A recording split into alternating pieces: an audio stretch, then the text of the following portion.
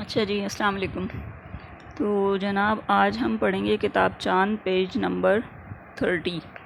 Topic है आपके पास मलका कोहसार मरी। ठीक है, इसकी रीडिंग कर लेते हैं। अगर कोई मुश्किल लफ्ज़ है, वैसे तो आप पढ़ चुके होंगे मेरा ख्याल है, लेकिन अगर किसी को कोई लफ्ज़ नहीं पढ़ना आ रहा तो वो एक दफ़ा इसकी रीडिंग सुन ले, फिर उसके बाद किसी बड़े के साथ बैठ के इसकी रीडिंग कर भी लीजिएगा आप लोग। ठीक है। अच्छा, ज़ारा दरख्त पर लगी तख्ती पढ़कर हैरान रह गई। ये दरख्त 900 साल पुराना था, यानी 900 ईयर्स ओल्ड था। दादा जान ने भी तख्ती पढ़ी। ज़ारा को नायाब का मतलब समझाते हुए बोले, नायाब का मतलब है जो ख़त्म हो जाए या नापैद हो जाए। नापैद होने का मतलब क्या है? जो अब पहले होता था लेकिन अब तकरीबन ना होने के बराबर है, अब नहीं नज़र आता।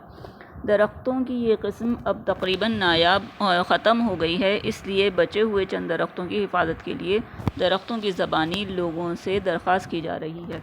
अच्छा, अब अगर आप यहाँ नीचे तस्वीर देखें तो इस तस्वीर में यहाँ पे जो है वो एक बड़ा सा यहाँ पे एक इन्होंने तख्ती लगाई हुई है, लिखा हुआ है मेरी उम्र 900 साल है, मुझे ना काटने का शुक्रिया। मेरी नस्ल नायाब होती जा रही है, दरख्तों को कटने से बचाइए।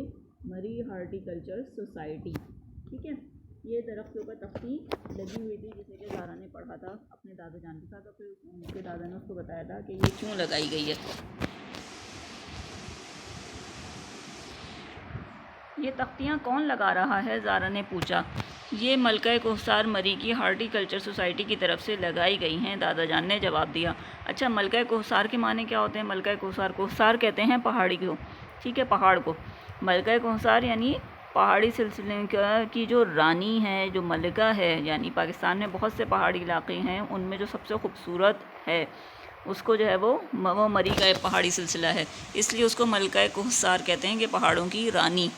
ठीक है। अच्छा, अब आगे आ जाते हैं। नीचे लिखा हुआ है, इस बार ज़ारा, अली, साद, अम्मी, अब्बू, दादा जान और दादी जान सर्दियों की छुट्टियों में मरी की सैर के लिए आए हुए थे। हर तरफ इमारतें, सड़कें, पहाड़ों की चोटियाँ बर्फ़ से ढकी हुई थीं।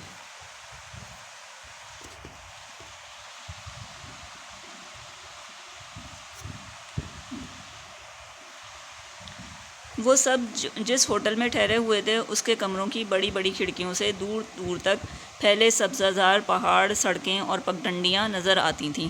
ठीक है, पगडंडियाँ क्या मतलब? जो पहाड़ तो आपको समझ आ गया कि पहाड़। ठीक है, सब्ज़ाज़ार यानी कि ऐसे जगह पे जहाँ पे कि सब्ज़ा उगा हुआ हो। पहाड़ी सिलसिलों पे भी सब्ज़ा उगा हुआ होता है। सड़कें पहाड़ काट के बनाई गई थी, और पगडंडियाँ ऐसा रास्ता जो आसपास जिसमें जो है ना खेती उगी हुई है और बीच में रास्ता बनाया जाए, इधर उधर का रास्ता साफ़ करके एक पतला सा रास्ता बना देते हैं जिस पे के चल सकें, तो वो उसको पगडंडी कहते हैं। पगडंडियाँ नज़र आती थीं। सुबह की धूप में मकानों की टीन की छतें चांदी की तरह चमकती नज़र आती थीं। वहाँ पे मकानों की छतें कैसी थीं? टीन की थी। ठीक है, टीन यानी कि एक किस्म की धात होती है, उसकी भी छतें बनाई जाती हैं। तो जब वो उन पर सूरज की रोशनी पड़ती है तो लगता है बिल्कुल चांदी की तरह, सिल्वर की तरह चमक रही हैं। सब ने बर्फ़ानी हवाओं से बचने के लिए स्वेटर्स, जैकेट्स, मोज़े, दस्ताने पहने हुए थे। अब्बू, दादा जान, अली और साद ने ऊनी टोपे पहने थे, और अम्मी और दादी जान ने शॉलें ओढ़ रखी थीं। बात करने से मुंह की गर्म हवा भाप की तरह नज़र आ रही थी। आपने भी देखा होगा कि अक्सर सर्दियों में हमारे साथ ऐसा होता है कि जिस दिन बहुत सर्दी होती है तो बात करो तो क्या होता है, मुंह से धुआं सा निकल रहा होता है, उसे भाप कहते हैं। ठीक है। अच्छा जी, नेक्स्ट पेज पे आ जाते हैं। यहाँ पे इन्होंने, आप देख सकते हैं तस्वीर में, चेयर लिफ्ट दिखाई है। ये तारों के ऊपर जो है वो छोटे छोटे जो ना वो केबिन्स बने हुए होते हैं, इसमें बैठ के आप जो है वो दूर दूर तक देख सकते हैं, सैर कर सकते हैं, बिल्कुल उसी तरह से जिस तरह से कि गाड़ी में बैठ के करते हैं। और बड़ा खौफनाक भी होता है ये, क्योंकि नीचे जो है वो बहुत गहरा, बहुत ऊंचाई पे होती हैं, और नीचे बहुत गहरी खाइयाँ भी होती हैं इनके ऊपर, लेकिन इनमें बैठ के घूमने का भी अपना ही मज़ा आता है। अच्छा जी, आगे चलते हैं। लिखा हुआ है, सुबह नाश्ते में हलवा पूरी के साथ गरम गरम चाय का मज़ा लिया और सैर के लिए निकल खड़े हुए। पेट्रियाटा के लिए गाड़ी का इंतज़ाम किया। पेट्रियाटा क्या है? जगह का नाम है। वहाँ के लिए गाड़ी का इंतज़ाम किया। वहाँ पहुँचकर चेयर लिफ्ट में बैठने के लिए टिकट की लंबी कतार में लगे। लंबी कतार में क्यों लगे भाई? छुट्टियों का टाइम था, छुट्टियों के दिन थे, और वहाँ पे पहले ही बहुत सारे लोग पहुँचे हुए थे, तो लाइन में लगना पड़ा कि हमारी बारी आए और हम चेयर लिफ्ट का टिकट हासिल करें। बारी आने पर फुर्ती से चेयरलिफ्ट में बैठे। अम्मी अब्बू ने बैठने में दादा जान और दादी जान की मदद की। ज़ारा और अली एक चेयरलिफ्ट में और अम्मी अब्बू और साद दूसरी चेयरलिफ्ट में बैठे। ज़ारा और साद को बहुत डर लग रहा था, अली को बहुत मज़ा आ रहा था। नीचे देखने से सब लोग छोटे छोटे नज़र आ रहे थे। क्यों छोटे छोटे नज़र आ रहे थे भाई? इसलिए कि बहुत ऊंचाई पे थी ये चेयरलिफ्ट, और जब वो आहिस्ता आहिस्ता चलती है नीचे खाई नज़र आ रही होती है, डर लग रहा होता है थोड़ा सा कि अगर गिर गए तो क्या होगा। लेकिन बहरहाल वो मजबूती का ख्याल रख के ही बनाई जाती हैं ये चीज़ें। बादल छा रहे थे, सर्दी भी खूब लग रही थी। चेयरलिफ्ट एक ऊंचे पहाड़ पर आहिस्ता आहिस्ता रुकी तो सब उतरे। अब एक जगह से दूसरी जगह जाके एक चेयरलिफ्ट रुकी तो पहाड़ पर सब लोग उतर गए। फिर केबल कार में बैठे। केबल कार भी इसी तरह की ही होती है तकरीबन, और इससे ऊंचे पहाड़ पर गए। वहाँ से जो है वो एक और केबल कार की उन्होंने, चेयरलिफ्ट की तरह ही होती है, चेयरलिफ्ट छोटी होती है, केबल कार थोड़ी और बड़ी होती है, उसमें बैठ के वो दूसरे पहाड़ की तरफ गए और उससे ऊंचे पहाड़ पर गए। वहाँ बादल भी गहरे थे। उतर कर टहले, दौड़े, भागे, कॉफ़ी पी और फिर वापसी के लिए केबल कार में बैठ गए। दोबारा चेयरलिफ्ट में बैठे ही थे कि बारिश शुरू हो गई। बर्फ़ की तरह ठंडी मोटी बूंदों से सर्दी और बढ़ गई। ठीक है, ये तो अच्छा हुआ कि अम्मी अब्बू ने छतरियाँ रख ली थी। सब छतरियाँ लिए चेयरलिफ्ट से उतरे और एक जानिब बने होटल में जा बैठे।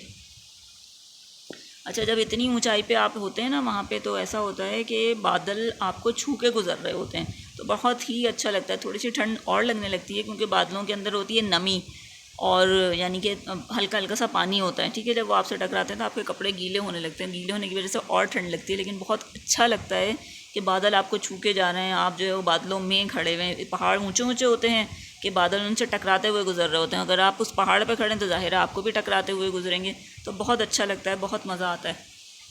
तो अब जब वो वहाँ से निकले तो क्या हुआ, बारिश शुरू हो गई। छतरियाँ थीं तो केबल कार से उतरते ही छतरियाँ खोल ली, वरना क्या होता भीग जाते। अब ठंड पहले ही बहुत थी, फिर बारिश की वजह से और बढ़ गई, तो नतीजा ये कि सबको बहुत ज़्यादा ठंड लग सकती थी। इसलिए छतरियाँ होने की वजह से उनको थोड़ी सी उनकी हिफाजत हो गई। सब छतरियाँ लिए चेयरलिफ्ट से उतरे और एक जानिब बने होटल में जा बैठे। गरम गरम कढ़ाई गोश्त और नान खाने का मज़ा ही आ गया। अब वहाँ बैठ के उन्होंने क्या किया, दोपहर हो गई थी, सुबह नाश्ता करके चले थे, अब दोपहर हो गई थी तो वहाँ होटल में बैठ के उन्होंने वहाँ पे खाना खाया। खाने में क्या खाया, कढ़ाई गोश्त और नान खाए। वापसी पर होटल आकर कपड़े तब्दील करके हीटर के सामने हाथ तापे और फिर गर्म कंबलों में घुसकर सो गए। अब वापस आए तो क्या हुआ, सबसे पहले कपड़े बदले। कपड़े क्यों बदले, जाहिर है कि वो कपड़े वहाँ सर्दी में बहुत ज़्यादा ठंड हो गई थी और गीले भी हो गए थे। अच्छा, फिर पहाड़ों पे जाने के हिसाब से मोटे कपड़े पहने होंगे, कमरे में इतनी ठंड नहीं थी, तो उन्होंने आके कपड़े तब्दील किए और हीटर के सामने बैठ गए। हाथ तापे यानी कि हल्के हल्के हाथों को गर्म किया हीटर के करीब ले जाके, और फिर कंबलों में घुसकर सो गए। सुबह नाश्ते के बाद अयूबिया गए। अयूबिया भी मरी से थोड़ा आगे जाके एक इलाके का नाम है, वहाँ पर गए। माल रोड से अयूबिया का सफ़र करते हुए, माल रोड मरी की माल रोड, मरी का एक बड़ी सी लंबी सी सड़क है, उसको माल रोड कहते हैं। वहाँ से अयूबिया का सफ़र, माल रोड से अयूबिया का सफ़र करते हुए जगह जगह बादलों के टुकड़े तैरते नज़र आ रहे। ऊपर चढ़ाई चढ़ते हुए बहुत से बंदर देखे। ठीक है ना, ऊपर आप तस्वीर में देख सकते हैं, इन्होंने यहाँ पे बंदर दिखाए हैं। वहाँ पे चूँकि जंगलात हैं, पहाड़ दरख्त ही दरख्त हैं, तो वहाँ पे थोड़े से जानवर भी रहते हैं, जंगली जानवर भी हैं और इसके अलावा दीगर जानवर भी हैं, तो बंदर देखे। कई जगह रुककर उन्हें मकई के दाने और फल दिए। उनके पास जो भी चीज़ें थी वो उन्होंने वहाँ पे शेयर की। ठीक है, अब चलते हैं नेक्स्ट पेज पे। नेक्स्ट पेज पे इन्होंने दिया हुआ है, अगले दिन भूरबन गए। भूरबन क्या है, भूरबन भी एक इलाका है जो कि इस्लामाबाद से ही आगे, मरी से आगे जाके आता है। ठीक है, वहाँ से वो भूरबन चले गए। वहाँ कुछ गैर मुल्की भी आए हुए थे। सब पाकिस्तान की खूबसूरती की तारीफ़ कर रहे थे। जो भी गैर मुल्की पाकिस्तान में आए थे सैर के लिए, तफरीह के लिए, सयाह, उन्हें जो है वो बहुत खूबसूरत लग रहे थे वो सारे इलाके। भूरबन का इलाका भी उन्हें बहुत पसंद आया। भूरबन की सैर से वापसी के बाद दूसरे दिन हम नथिया गली गए। नथिया गली भी एक जगह ही का नाम है, वो भी एक पहाड़ी इलाका ही है और बहुत खूबसूरत है। ऊंचे पहाड़ और ख़ूबसूरत नज़ारे अल्लाह ताला की याद दिलाते रहे। अम्मी ने कहा, वाकई रब की शान निराली है जिसने इतनी खूबसूरत दुनिया बसाई। कराची वापस आकर भी हम वहाँ खींची गई अपनी तस्वीरें देखकर खुश होते रहे। लास्ट जगह जो वो गए थे अपने ट्रिप में, वो कहाँ गए थे, नथिया गली गए थे। वहाँ से जो है वो फिर उसके बाद उनका वापसी का सफ़र शुरू हो गया और वहाँ से वो कराची आ गए। लेकिन ये कि वो एक यादगार सफ़र था। जब आप कभी ऐसे किसी इलाके में सैर के लिए जाते हैं तो मुद्दतों वो तस्वीरें देख के ही जो है ना दोबारा से फ्रेश हो जाते हैं कि कितना मज़ा आया था, क्या क्या देखा था, क्या क्या किया था, बहुत अच्छा लगता है।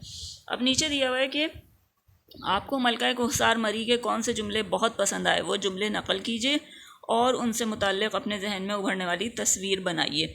ठीक है, अब ये आपको ख़ुद से करना है, आपकी मर्ज़ी है, करना चाहें करें, ना करना चाहें ना करें। नीचे लिखा हुआ है पसंदीदा जुमले के लिए, नीचे 2-3 लाइनें दी हुई हैं, आप चाहें तो इसको कर सकते हैं। ठीक है जी, तो इसकी रीडिंग किसी बड़े के साथ बैठ के कर लीजिएगा। इसमें ये तो आपके लिए अच्छा हो जाएगा। कोई चीज़ अगर कोई लफ्ज़ आपको नहीं पढ़ना आ रहा तो वो भी पढ़ना आ जाएगा। सही, यहाँ पे इस चैप्टर का इख्तिताम हो गया।